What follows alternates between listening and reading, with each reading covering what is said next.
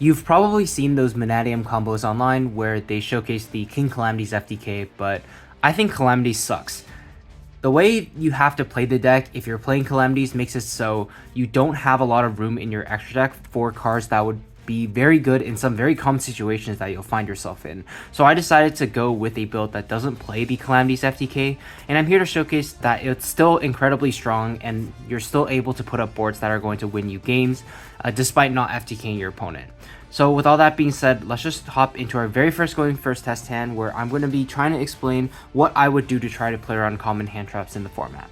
So we're going to start things off with Reframing, Book of Moon, Starfrost, Arrival, and a Riem Heart. Book of Moon can be like any non-engine card. It's not going to affect our regular combo at the moment.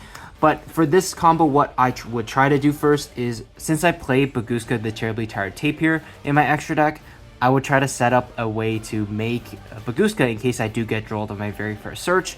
In this case, it's pretty straightforward. All you can really do is start by normal summoning Riem Heart to add a Mannadium Meek from your deck to your hand, since this is how you'd start your play like anyways with this specific hand. If we had like other search cards like Terraforming, for example, I would make this play first, because now if we do get droll and lockbirded, we can special summon Meek, Visa Starfrost, pop the Meek, summon a level 4 Meek, and then overlay for a Bagooska, and then pass turn to our opponent, and hope that gets us to the next turn. But in this case, assuming our opponent doesn't have droll, you'd still want to start off your combo this way, because you need a tuner to destroy with the Visa Starfrost to keep comboing from there. So what we're going to do is Visa Starfrost, destroy the Meek, trigger the Meek effect to special summon another copy of Meek directly from the deck, increasing its level by 2. So now we have a level 4 copy of Meek.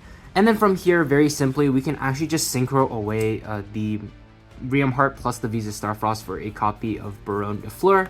And the reason why we're doing this is because we want to put up Baronne before our 5th summon, so we can't be hit by Nibiru. Now, since we have access to a card like Crimson Dragon, we're able to actually combo from here by banishing Visa Starfrost and Riem Heart from our graveyard, summoning out the Vicious Astrolabe, and then not using its effect on Meek. We specifically made it level 4 so we wouldn't have to use Vicious Astrolabe to destroy the Meek, keeping a copy of Meek in the deck, which is important later on in the combo, where you would bring back Meek with Cross Sheep, and then you have the option to pop it. So from here, we are just going to synchro away these two into a copy of the Crimson Dragon, and then Crimson Dragon targets Baronne de Fleur, putting itself back in the extra deck, and then from here, we're going to summon out Bastille Dispatter. You also notice that we summon Baronne de Fleur in defense position, and the reason being is we want the extra draw off of Scareclaw Rykart, and this would give us the third defense position monster that we need to accomplish that. Since we didn't open Calarium to get the extra ball back on the board, we need this monster in defense so we can actually have enough to get the draw. So we're going to activate the Dispatter effect to summon back the Visa Starfrost, and then from here, link away the Visa Starfrost for a copy of Lightheart, trigger Lightheart effect to add a copy of Reichphobia. And then from here, we are going to activate the Reichphobia. Reichphobia effect is going to add us a copy of Rykart from our deck to our hand. Then we can special summon it under the Scareclaw Lightheart zone, which is going to trigger to help us grab a copy of Scareclaw Arrival. And then since there are 3 or more defensive position monsters on the field, we get to draw an additional card as well, which is just always nice. It doesn't matter at all what it is, unless it's like a 3rd copy of Meek, which would be kind of bad, but in this case we draw Terraforming, which is pretty solid since we do now have some extra follow-up if we do need. So from here, since we have access to Scareclaw Arrival, we can just activate it right away and summon back our Visa Starfrost. And then from here, we can synchro away these two for Chaos Angel. So Chaos Angel now is going to give protection to our entire synchro board and make it very difficult for our opponent to actually destroy our monsters and get rid of them. Since we also have the extra Scareclaw Arrival in our hand, we are just going to use it to bring back a copy of Visa Starfrost. Doesn't really matter which, we're just going to end up linking it away for a copy of Cross Sheep. And then from here, what we're going to do is banish the Visa Starfrost and the Rykart from our graveyard to special summon out a copy of Vicious Astrolabe, which is going to trigger Cross Sheep to not only boost all our monsters permanently by 700 attack, but we also are able to special summon back one of the Meeks from the graveyard since we did summon a fusion to a zone it points to. And then very simply from here, we are just going to synchro these away for a Ice Tree Jameer Adrian, set the Reframing and Book of Moon in this case, or whatever non-engine, and then from there pass it over to our opponent. And this is an incredibly hard board for a lot of decks to kill, not only because we have Chaos Angel protection from battle and monster effects, but we have Ice Shade protection from banishing and destruction by card effects. And plus we have our regular negates with Dispatter, Reframing, and Barone. So this is the type of end board that I would typically go for in my non-Calamities build, just a bunch of Synchro 10s backed up with like Mannadium Reframing. It's just very difficult for a lot of decks out there to actually deal with.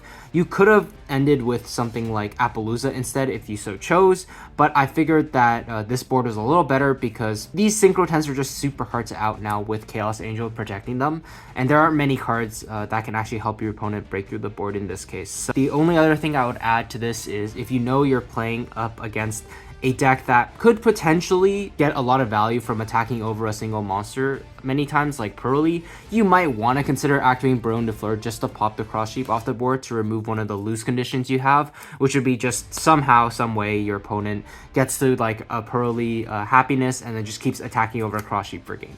So you could just decide to Barone pop it and then pass on this because your opponents are definitely not breaking through this with their regular engine cards. So that's going to do it for the very first test hand, and now let's shuffle up and move on to the second one. Alright, so shuffling up and getting into our next test hand, we're going to be trying to go first again, and I'm going to be explaining how you can still play through common hand traps and what you should watch out for when you're trying to play this deck. So we're going to draw our hand, and that's going to be Rykart, Infinite Impermanence, Hero Lives, Droll, Lockbird, and Reframing. These two cards are very much playable. It's just that we aren't able to get to too strong of an end board what we have. We can activate the Hero Lives and special summon out a copy of Prisma directly from our deck. And then Prisma is going to let us reveal Vicious Astrolabe and then send Visa Starfrost from our deck to the graveyard to copy its name. If you start with a Hero Lives and your opponent lets it go, they most likely don't have Ash Blossom, because if they allow you to get a free body out onto the board for no reason, it just doesn't really make sense on their part. Most people are going to just Ash Blossom the Hero Lives so that you aren't able to get a free body out onto the board and dump a Visa Starfrost to the graveyard, which can be really important. In this case, what I would do next is actually normal summon the Rykart, and that's going to seem kind of weird, but the reason I'm doing this is because what would happen if our opponent does have Droll and we make the copy of Lightheart to search Ryphobia first, we would just instantly lose pretty much because we have no way to actually end on anything. Whereas if we start with Rykart and grab the Arrival right now, if our opponent Drolls us, we can just very simply make Bagooska, and then that should be enough to get us through the next turn. But assuming they don't, we are grabbing the Arrival early, so we're going to link the Prisma off for a Lightheart.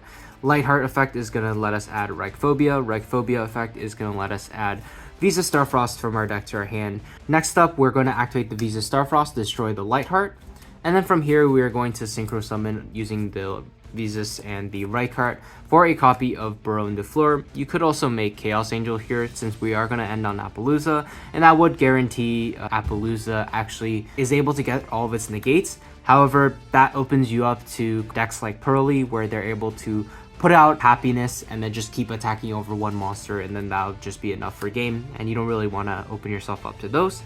So what we're going to do next is activate the Arrival to special summon out the Visa Starfrost, and then from there, since we control Visa Starfrost, we can summon back the Scareclaw Lightheart, synchro away these two for a copy of Cross Sheep, and then from there we're going to be able to banish the Starfrost and the Rykart to be able to special summon Astrolabe from our extra deck, and then that's going to trigger Cross Sheep to bring back Prisma in this case. I personally wouldn't dump the other copy of Visa Starfrost to the graveyard just because we want another one in deck to be able to search later on. So we can just very simply turn these into a copy of our Apollousa. So while this is nowhere as flashy as our very first combo, you saw that our opening hand wasn't the greatest. We didn't have access to the Mannadium side of the deck, but I think this goes to show that even with awkward hands, you're still able to end on a board that should at least get you through the turn and still be able to win you the game just because of how much non-engine we actually drew. We were only playing off of 2 cards and we still end on like something like this, which is still decent. Even though there wasn't too much to that combo, I still feel like these small choices to where you would, for example, normal summon Rykart while you have the Prisma on the board just to play around a card like Droll are very important for you to actually know as a Mannadium player, just so you're able to not be punished as hard by a card like Droll and Lockbird, which is going to be everywhere this format. That's going to do it for this test hand video. Hopefully you guys enjoyed it. Let me know if you guys want to see more videos like this. I do have a Mannadium 101 guide coming out on some of the more advanced interactions in the deck and things that you should know whether you're playing the deck or trying to play against it. So do stay tuned for that. But with all that being said, I just want to thank you guys so much for watching, and I will see you guys in the next one. Take care.